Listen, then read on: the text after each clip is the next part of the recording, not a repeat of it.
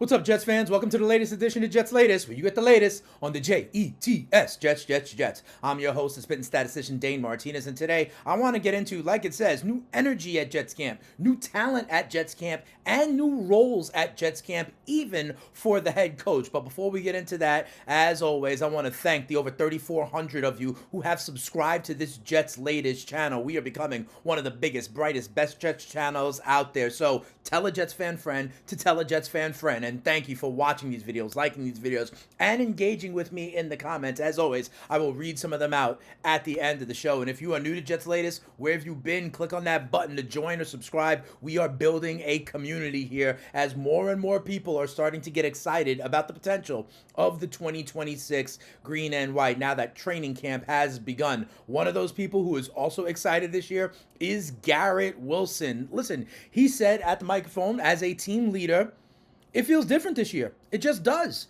The group that we have, we've put in a lot of time together, and just knowing what AG, Mooj, Coach Reich, their mindset aligns with ours. They've set the table, and it's our job as players to go out now, get better every day, and be ready to play on Sunday. We have talked about this a lot, right? There's the clear standard. We've talked about kind of the mix of veteran leadership experience and young talent. We talked about how it was intentional. Muji in the front office talked about this going into free agency. There was a plan, even the scheme switch on defense to the 3-4. Everything has been intentional, and it seems like everyone's kind of just rowing in the right direction. Garrett Wilson also expressed that. He said he's kind of been reinvigorated by kind of like the tight leadership group that the team now has, how it feels different. Year 2 of Aaron Glenn, having learned as a head coach, and the influx of veterans who are helping bringing kind of this winning attitude. He went on to say, we've got a leadership group that they've been great in communication with AG, able to give that feedback. It's like we're all aligned.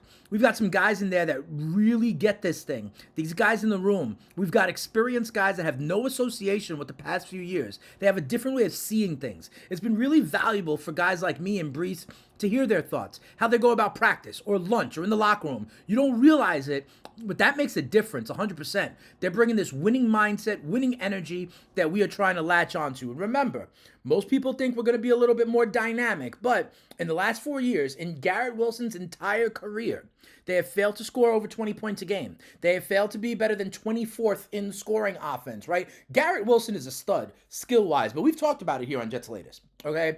Tim Boyle, Zach Wilson, Trevor Siemian, Justin Fields, Brady Cook, that kind of revolving door. Stability, hopefully, with Geno Smith at the quarterback position could make Garrett Wilson improve, raising all boats, the threat of the passing game, what that can do for Breece Hall and the running game. And we've talked all kind of offseason about bringing this influx of talent, how it even helps the good players on the Jets, like Garrett Wilson and Breece Hall, learning how to win. And, you know, Garrett Wilson talked about guys like Tim Patrick.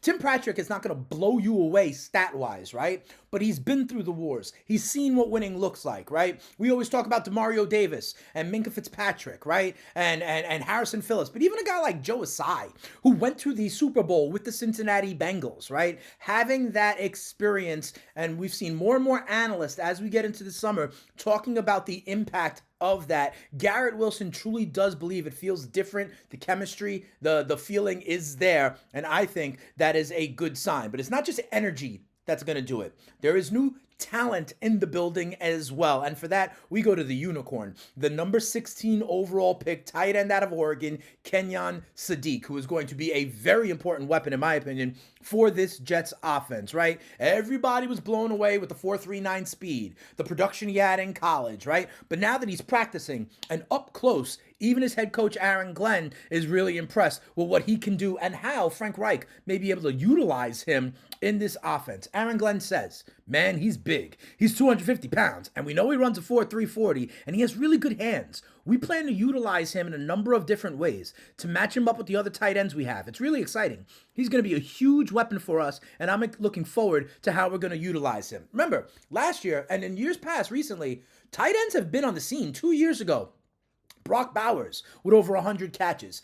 Year before that, Sam Laporta with 10 touchdowns as a rookie. Last year, 3 rookie tight ends had 700 or more yards receiving. Tyler Warren with the Colts, Harold Fannin with the Browns, Colston Loveland with the Bears. Some had even over 100 targets, over 70 catches, right? So Sadiq could step in and really be a weapon, although most sports books are putting his receiving yards prop at around 450. Even if it's just that, listen, you have to believe the talent is better. Garrett Wilson, Adonai Mitchell, Omar Cooper, Kenyon Sadiq. Those are 4 receiving threats. We have not had that in a long, long time on this Jets offense. Breece Hall is a top 10 running back in this league. You don't got to take my word for it. Other people have said it. Remember that ESPN survey said as much. And how it complements each other, there is a reason. Breece Hall was talking about it. Garrett Wilson is talking about it. And now Frank Reich, is going to be that kind of CEO of the offense. Head coaching experience, right? And kind of has leveraged multiple tight ends plenty of times. So Mason Taylor should not be forgotten, right? So there really is a lot to like, potentially, in my opinion, if Geno Smith can stay upright and healthy in this offense. But it's not only the offense, okay? I also said new energy, new talent, new roles at Jets camp. And one that I want to zoom in on here is head coach Aaron Glenn calling plays on the defense. I think that's going to be a big difference. Remember, the Jets defense was blunt guts trash last year. It was bottom 5 in a number of categories, right? Second to last in points per game. 4th last in rushing yards allowed per game.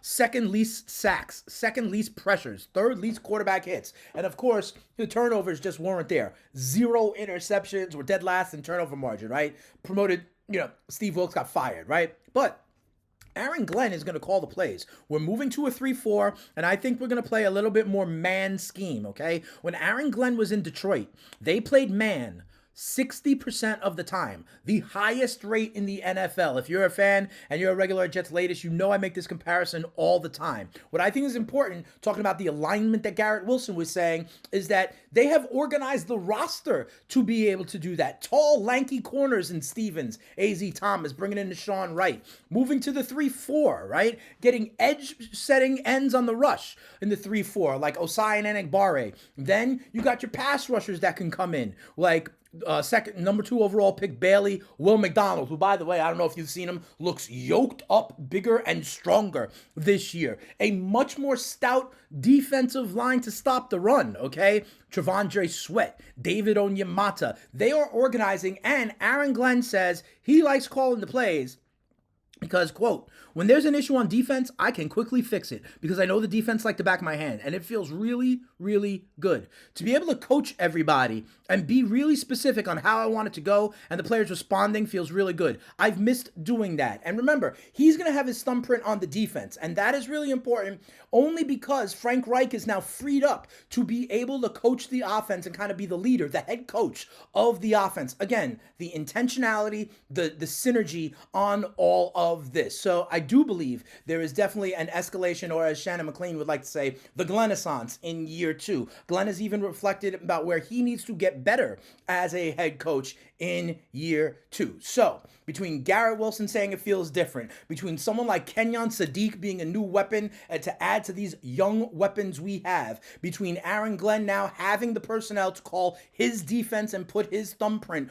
on it, all of those are positive signs here for the new energy at Jets training camp. So that'll do it for this episode of Jets Latest. Remember, plenty of ways to get down with me, the spitting statistician Dane Martinez. You can hit me up on social media at Spittin' Speeds. I am the host of the FTN Fantasy Show over on SiriusXM Channel 87 with fantasy football on the horizon and drafts there. I am helping you win your leagues and win that cash. And I do a ton in these prediction markets right now. I'm on a show called On the Record by Called It Media, giving you data-driven plays every single day. And I am also one of the 7 Oracles. Go on over to the7oracles.com. Great content from me and others, a free newsletter, and plenty of data-driven tools to make good trades out there. But if you were just locked into the green and white, the Jets, Jets latest is the place to be. And like I always do, let's read out some of the comments from you, the regulars here on Jets latest. Joseph Patterson, 6933 says, quarterback play was so bad that our offensive line is still kind of an unknown. I believe that we're better even than we think they are. Myers may be better than we think he is. There is something to that, right? I think Myers kind of was the weak link, but Justin Fields was slow to process last year. His time to throw was very low. Same with Brady Cook, right? If you have someone like Geno who may be able to get the ball out quicker, maybe that pressure doesn't come as much. And there was positives on the offensive line. Remember, I always say it, led the league last year, the run game, with 3.1 yards before contact per carry. So we shall see. I do still think an upgrade from Myers on the interior of that offensive line could be on the horizon here throughout training camp. We've got Keith Cloward, G3T, says it's going to be a good year. And then we'll find out. I'm hoping. You just got to manage expectations on what good actually means, right? I don't think they're winning 12, 13 games, may not even make the playoffs, but if we keep on building, I think that is something to be excited about. And then I am RTW1 says, why can't the Jets trade for a high backup center? Right? Tip is happy at guard, and I think that's his preferred position. It may be, but like we said, comprehensively, I think we need to improve from Myers at center. And we were also really healthy on the offensive line last year. All 5 starters played all 17 games last year. That is not something we can expect to necessarily repeat. So we shall see. One thing I know, now that training camp is getting going, I'm going to be here talking about the green and white. Hopefully you will be here watching and listening as well. But for this episode of Jets Latest, we out of here. Peace.